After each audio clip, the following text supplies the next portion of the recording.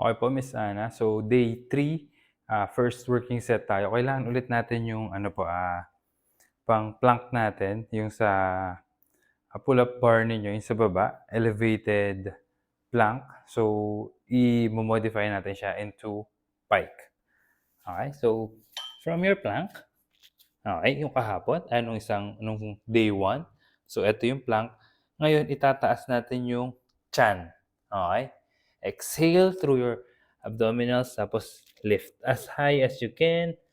Ganyan. Mag-hunch tayo. Para tayong, imagine you're like a pusa. Ayun, cat. Parang cat, ganyan, di ba? Tapos, inhale down. Hanggang dito lang. Hindi bababa yung hips. Plank position. Tapos, exhale up. Inhale. Exhale up. Okay? So, make sure po, hindi butt yung tataas. Make sure, ipit yung chan. Okay po, ipit yung chan, exhale up. So, yung likod natin magra-round. Again, wrist, make sure straight lang yung wrist natin. Neutral yung wrist natin, hindi siya magbe-bend. Okay? So, again, hindi po pwet. Ito yung pagka-butt yung nakataas. Ito yung difference niya. So, abdominals, butt. Okay? So, inhale, pike. Plank, pike. Alright? So, inhale, exhale up. So, mararamdaman mo siya, ma'am, na isa-stock in mo talaga yung core mo for this exercise. Okay po? So, repetitions natin, 10 to 15 po. Second working set natin, Miss Ana, kailangan natin ng dumbbell. So, press tayo. Weight niya is 5 to 10 pounds per dumbbell. Okay? So, starting natin. So, ito, 10 pounds. Okay? So, position natin. Kailangan natin ng mat kasi higa tayo. Make sure yung paa natin is naka-triangle, knees at 90. Tapos, yung dumbbell naman, nakadikit na sa katawan natin. Okay? Yung plate, nasa taas ng shoulder. Tapos, dahan-dahan tayong hihiga. Okay? Like so. And then, okay? Paghiga natin, dahan-dahan, press. Okay? And then, set up yung paa. Tapos, for your setup, so check, baba ko lang muna. Okay? So, ganyan. Yung kamay, elbow, and shoulder. Ngayon, reverse naman from plank. Siya naman yung align. Okay? So, hindi dito, hindi rin sa baba. Align lang. Or, pwedeng bumaba ng konti sa ribs or sa chest area. Okay? Now, bend yung elbow palabas. Inhale. Then, push all the way up. Again. Inhale down. Nag-check. Elbows bending out. And then, push. So, make sure dalawang dumbbell. So, ito panturo lang isa. And then, yung wrist natin, as always, hindi po siya mag-bend. So, make sure neutral. Okay? Neutral yung wrist natin para hindi natin mabitawan or hindi mag-strain yung wrist natin. Okay? Again. So, sa paghiga, dito. Push. And then, inhale. Exhale up. Inhale. Exhale up. So, target natin yung dumbbell, yung plates na nasa loob, papunta sa floor. Tapos, push all the way up. And then, one more thing pala. Okay?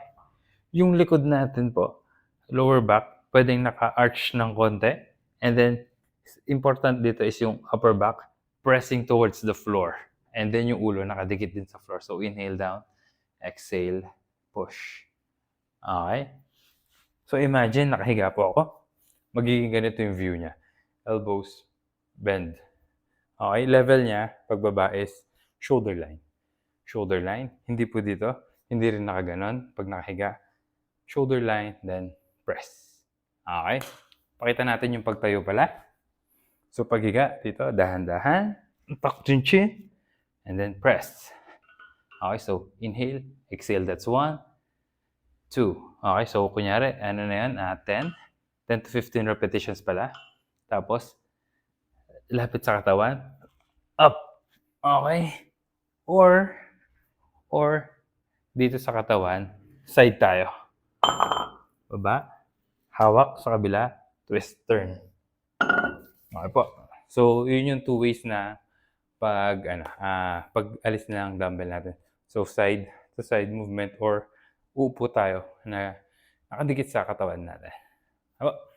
Third exercise natin, Miss Ana, so dito pa rin tayo sa floor. Right after pag-dismount natin ng dumbbell po, higa tayo. Okay? Now, butt close to your body. Okay? So, mga isang kamay, yung distance niya. Tapos, hip width apart. Alright? Toes, kahit saan yung toes, basta forward or pointing out ng konti. So, kunin ko lang yung mic. Hands sa side, angle ng konti. Pwede rin dito. Or pwede rin dito. Hip bridges. So, 20 repetitions.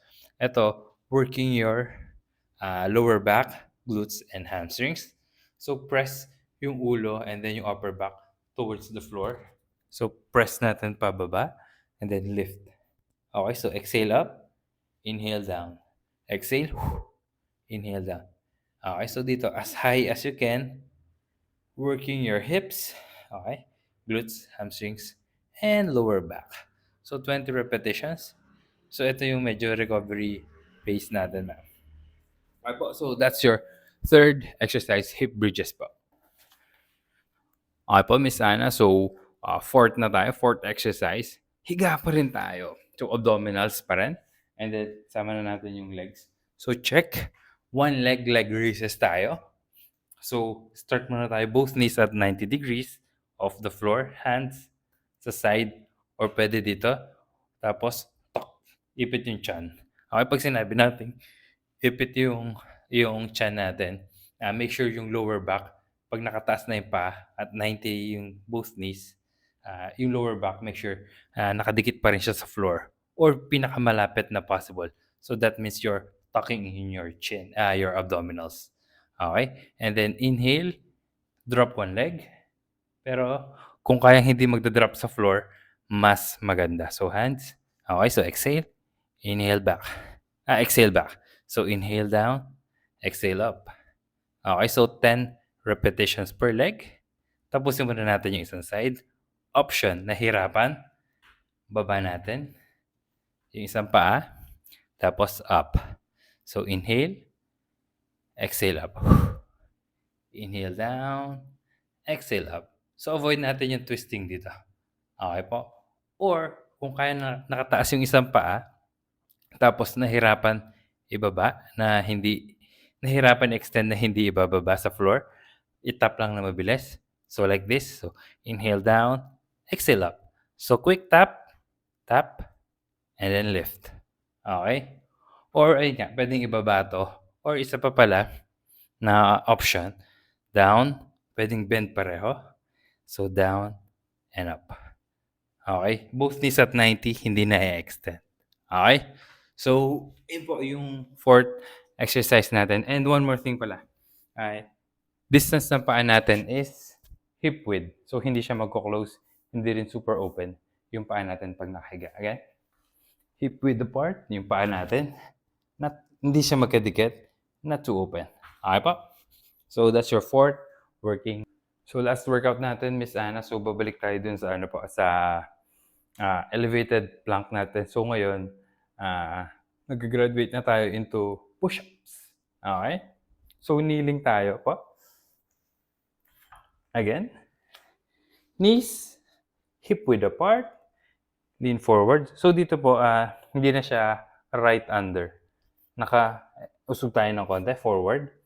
Bakit po? Para pag bend natin, pag push down natin, pag inhale natin sa baba ng push-ups po, pag push, okay, so down, level na siya sa shoulders, and then push. Okay? Hips down. Inhale, exhale up. Inhale, exhale up. So push-ups. So 5 repetitions po, and then again, wrist natin, neutral, abs tight. Okay, so kunyari, Luis, hindi ko kayang umangat. Hindi ko kayang tumayo. Hindi ko kayang mag-push na ganun. So, balik lang tayo. Ito po, important is yung pababa. Okay, so eccentric. So, inhale slow as you can. As slow as you can. Then drop. Breathe. Tapos, tayo. Gamitin yung knees. It's okay. Masasanay din tayo. So, importante po dito is yung pababa, yung nagagawa natin ng tama. Okay po, so just 5 repetitions. Pagka hindi kayang ituloy ng 5, rest. Tapos pwede ring mag-push through your knees. Okay po, so that's your working set for day 3.